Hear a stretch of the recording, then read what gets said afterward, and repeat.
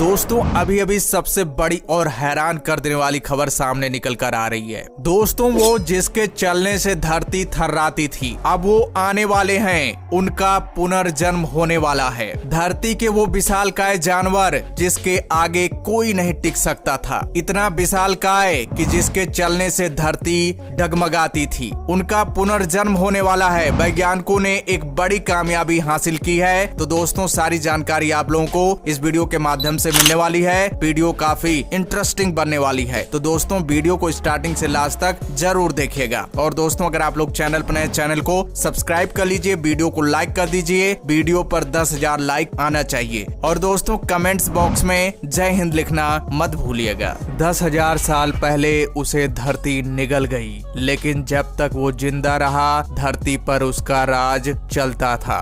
उसकी धमक से धरती दहल जाती थी, लेकिन अचानक एक दिन वो बर्फीली वादियों में कहीं खो गया। अब 10,000 साल बाद वो वापस आ रहा है, वो जो धरती पर सबसे बलशाली था। जी हाँ, बर्फीली वादियों का बादशाह जो 10,000 साल पहले बर्फ में कहीं गुम हो गया था, वो फिर से वापस आ रहा है। इसे हाथी समझने की भूल मत कीजिएगा, क्योंकि ये सिर्फ दिखते हाथी जैसे थे, लेकिन किसी आम हाथी से कहीं ज्यादा विशाल थे। ये कहीं ज्यादा भारी थे। इनके दांत घुमावदार थे। इनका सिर ऊंचा और ऊंचाई किसी आम हाथी से बहुत ज्यादा। इनके एक दिन की खुराक थी करीब 2.5 टन सब्जियां, जो इन बर्फीली वादियों में मिलना मुश्किल था, लेकिन ये कैसे भी अपनी खुराक का इंतजाम कर ही लेते थे। 10,000 साल पहले जब ये इन बर्फीली वादियों से गुजरते थे, तब जंगल के अच्छे अच्छे शिकारी भी अपना रास्ता नापने लगते थे। किसी में इतनी ताकत और जुर्रत नहीं थी कि इन्हें ललकार सके, इनका मुकाबला कर सके,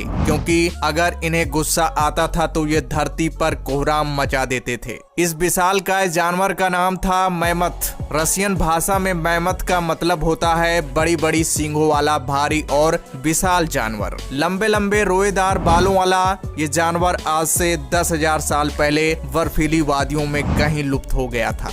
एक सनसनीखेज दावे के मुताबिक सिर्फ 6 साल और फिर बर्फीली वादियों में दहाड़ेगा ये विशाल जानवर। इसके पैरों की धमक से फिर से थर्रा उठेगी धरती, लेकिन 10,000 सालों के बाद इस विशाल जानवर के पुनर्जन्म के लिए जरूरत है एक भारतीय कोख की। जी हाँ, एक ऐसी कोख जो इस जानवर को जन्म दे सके। वैज्ञानिकों की माने तो लंबे रोएदार बालों वाले इस जानवर के पुनर्जन्म की तैयारी पूरी कर ली गई है। क्लोनिंग के जरिए इस विशाल जानवर को महज 6 साल के अंदर पुनर्जन्म दिया जाएगा। और मेमथ के पुनर्जन्म के लिए वैज्ञानिक किसी भारतीय हथनी की कोख का इस्तेमाल करेंगे। मेमथ के पुनर्जन्म के लिए वैज्ञानिकों को भारतीय हथनी की कोख इसलिए चाहिए ताकि उसके एक सेल्स का इस्तेमाल करके इस विशाल जानवर को पुनर्जन्म दिया जा सके। कुछ साल पहले साइबेरिया के परमाफ्रॉस्ट में कुछ रहस्यमयी अवशेष वैज्ञानिकों को मिले थे। ये दुनिया में पाए जाने वाले एक ऐसे जानवर के अवशेष थे जिससे लोग अनजान थे,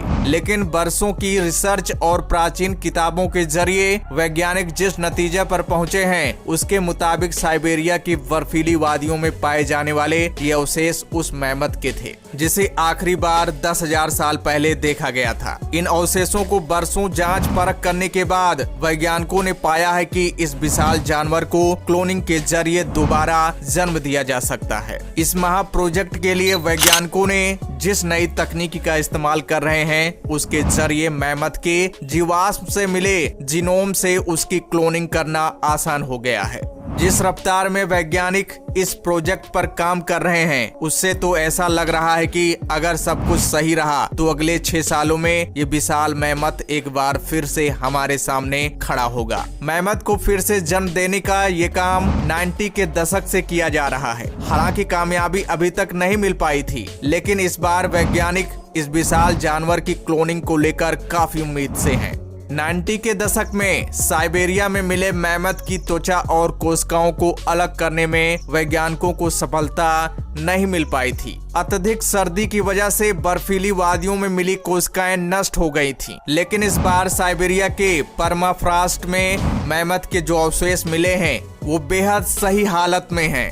और उनकी कोशिकाओं को खोज कर रखा गया है ताकि उन कोशिकाओं के जरिए डीएनए निकाला जा सके। वैज्ञानिकों के मुताबिक इन अवशेषों से जो डीएनए निकलेगा उन्हें भारतीय हथनी की प्रजनन कोशिकाओं से मिलाया जाएगा, जिससे बने भ्रूण को हथनी के गर्भाशय में डाला जाएगा और फिर पैदा होगा ये विशालकाय जानवर। अब सवाल ये है कि आखिर मैमथ थे कौन? कैसा था 10,000 साल पुराना ये ऐतिहासिक जानवर जिसे दुनिया महाहाथी कहती थी? मैमथ कहाँ पाए जाते थे, कैसे दिखते थे, क्या खाते थे?